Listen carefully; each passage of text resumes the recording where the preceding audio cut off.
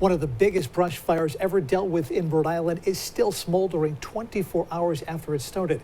Good evening and thanks for joining us tonight. I'm John DeLuca. And I'm Tiffany Murphy. That fire breaking out Wednesday afternoon in West Greenwich. As we come to you on air right now, over 150 acres of land so far is burned.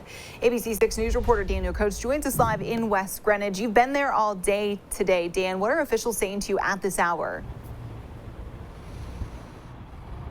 Well, Tiffany, last we spoke to officials, they told us that this fire is still active. Crews remain on scene for the 28th hour and counting at this point, alongside Governor McKee, who actually just showed up. You can see him just behind me.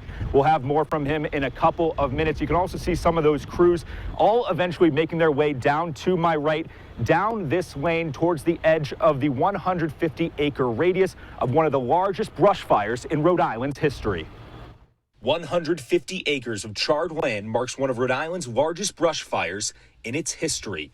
But the blaze hasn't died just yet. Crews working all day Thursday. There's a couple little active fire spots. There are, during the course of these events, you're always going to have hot spots that need to be extinguished, and that's an ongoing process. That's part of our normal procedure for attacking these types of incidents. West Greenwich's Emergency Management Director, Brooke Lawrence, is now overseeing 12 departments and 65 personnel on hand to assist. His team battling through thick brush, rough terrain, and unusual heat that adds another layer of danger.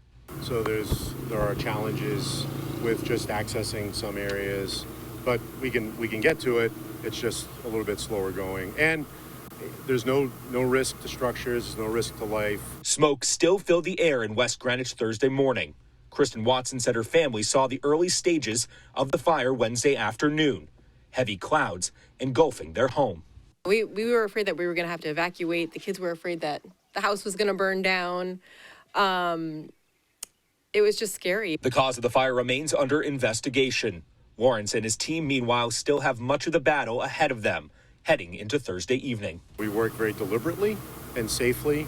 I'd rather have it be a little bit longer time than to work fast and somebody get hurt. So safety is our primary concern at this point.